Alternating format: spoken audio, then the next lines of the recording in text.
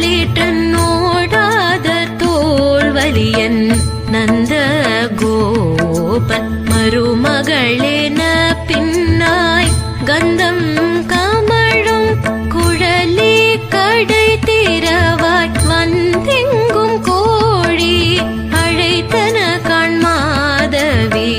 பந்தல் மேல் பல்கார் குயிலினங்கள் கூவின காண் பந்தார் விரலி உண்மை துணன் பேர் பாட சென்றா